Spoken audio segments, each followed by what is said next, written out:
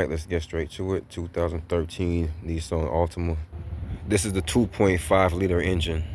Today we are changing the rear brake pads, and this is what your brake pads should look like front and back, and this is what your hardware should look like. So I have the vehicle in the air and I have my jack stand in place. But quick note, I'm using an impact. If you're not using the impact and you're using like a 4-way or a breaker bar, you want to break that loose while it's mostly on the ground with most of the vehicle weight on the tires. Then once those lugs are loose, then you raise it up like this and finish getting them off. Otherwise, it's just gonna spin when you're trying to get those off in the air.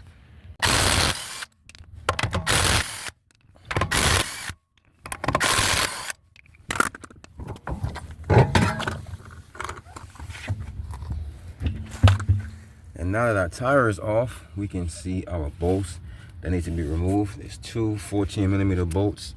So I'm going to use a 14mm 6-point socket to get these out. And this is a 3H breaker bar, so I don't want to strip this. This is why I'm using a 6-point socket. And once that's loose, I can use my 14mm ratchet wrench, or if it's loose enough, I can use my fingers and finish getting those bolts out. So let's remove these two bolts out, and then we can remove this caliper. So with these small calipers, if it's giving you a hard time getting it off, you can actually like grip it from behind and pull it towards you, and that will push the piston in a little bit. Or you can put a flathead in between the brake pad, or you can just use a C-clamp to push this in a little bit from right here in the back, and you can push that piston a little bit and you'll be able to remove that real easy. So once we get it off, it's light enough to just let it hang. I mean, there's nowhere to hang it anyways, so just let it hang for now. Now we can get our old pads out. Now when you get your old pads out, what I normally like to do is put them to where I got them from. So this is one that came from the outside, so I'll leave that outside. And this is the one that came from inboard, so I'll leave this one inboard. Now I'm noticing something right off bat. None of these have wear sensors, so I'm assuming I'm gonna find the wear sensors both on the opposite side. So whoever did this here last possibly did this wrong, or they could have just gotten brake pads without sensors. Normally wear sensors go on the inside and facing up, so I'm gonna put this one here inboard, and then we'll see what the ones on the opposite side look like when we get there. All right, let's pop this old hardware off.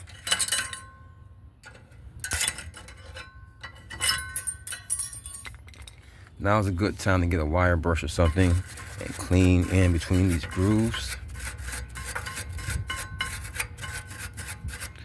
On the inside as well, and on top.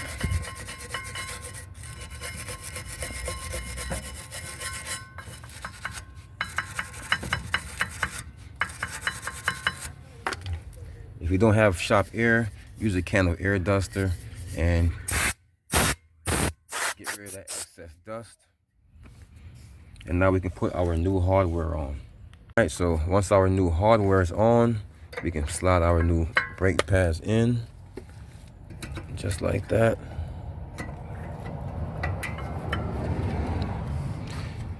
So it's time to get our piston back in. So this is my setup here, using just a basic C-clamp setup in my old brake pads and on the back of that nut. That way I got to put the C-clamp on the back of the actual metal. So I'm gonna go ahead and turn this and get this all the way in.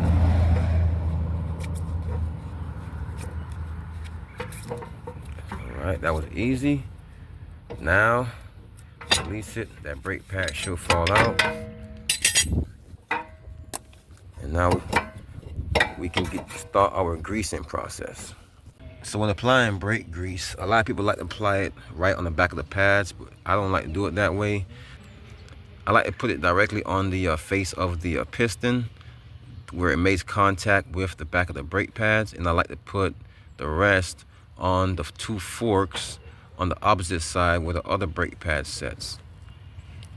And now we can set that on there, and when it makes contact, it's only going to make contact where the brake grease is, and you won't have brake grease all over places it don't really need to be.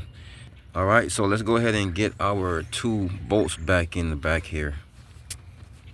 All right, got both bolts in and got them all tightened down. Now all we gotta do is get our tire back on.